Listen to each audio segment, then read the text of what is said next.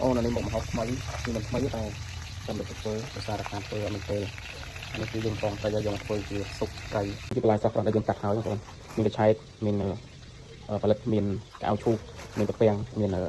ប៉ុនប៉ោះមានអីចឹងណាអានេះគឺចង់ធ្វើត្រីជំនាញដំបូងគឺត្រីប៉ុនត្រីគឺយើងប្រើត្រីក្រហមត្រីឡាប់យ៉ាងក្រហមអញ្ចឹងចាំមើលពេលដែលធ្វើគឺថតដល់គាត់គឺចាប់ដើមកាត់បន្លែកាត់អីខ្លីៗនេះគឺសម្រាប់បងទៅយើងហូបសុកឥឡូវខ្ញុំចាប់ដើមលាងប្រាំដើម្បីឲ្យវាស្អាតនេះគឺទឹកសុកត្រីក៏ទឹកឆ្អិនមកពីណាគឺយើងកូនទៅនឹងឲ្យវាឆ្អិនវាធ្វើតាមបានដាក់ចូលក្នុងទឹកត្រីក៏ឆ្អិនដែរបងប្អូនគឺយើងអាចគ្មានខ្មុំល្មមទេអាចក្រៀមផ្សេងទេណាអានេះគ្រៀមខ្មុំល្មមហ្នឹងអញ្ចឹងចាប់ដើមធ្វើរឿងផ្សេងឥឡូវត្រីឆ្អិនហើយឥឡូវសុកវាធ្វើឆ្អិនហើយយើងដាក់ក្បាលត្រីសាំមិន